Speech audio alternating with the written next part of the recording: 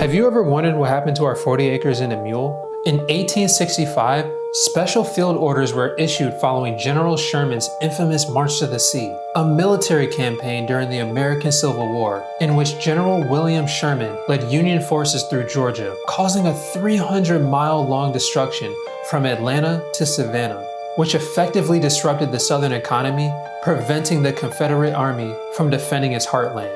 The special field orders originally intended to address the immediate problem of dealing with the tens of thousands of black refugees who abandoned various plantations and joined Sherman's march in search of protection and sustenance. Secretary of War Edwin Stanton suggested to General Sherman that they should meet with leaders of the local black community to discuss Savannah's refugee crisis.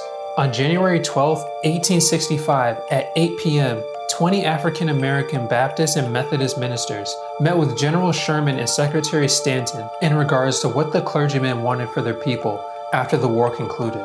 Garrison Frazier, a Baptist minister, was selected by his fellow clergymen as the spokesperson. According to accounts, Sherman and Stanton were very impressed by Frazier. Frazier explained that they didn't want to live amongst white people because they feared it would take years for racial prejudice to dissipate in the South. Alternatively, they wished to live amongst themselves on their own land. This would ultimately entail redistributing the land of the Southern plantation owners to the formerly enslaved.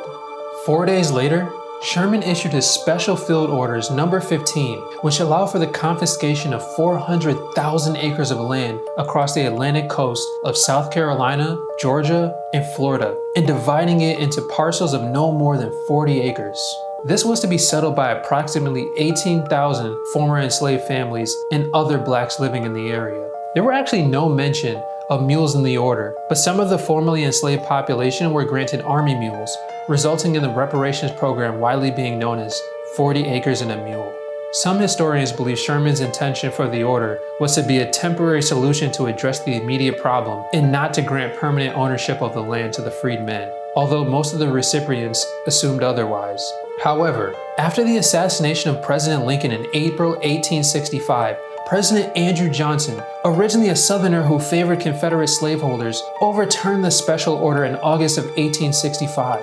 President Andrew Johnson issued a proclamation that ultimately returned most of the lands to the Southern owners. Johnson also granted amnesty to former Confederates and allowed the rebel states to elect new governments. These governments, which often included ex-Confederate officials, soon enacted laws designed to control and repress the recently freed slave population, leaving the freed blacks without any means of supporting themselves. In the end, the 40 acres and a mule phrase has become a symbol of the broken promise of reparations for slavery in the United States and embodies a larger issue of systematic racial discrimination and economic inequality faced by blacks throughout U.S. history. So what are your thoughts? Will black people in America ever receive proper reparations? Let me know in the comments.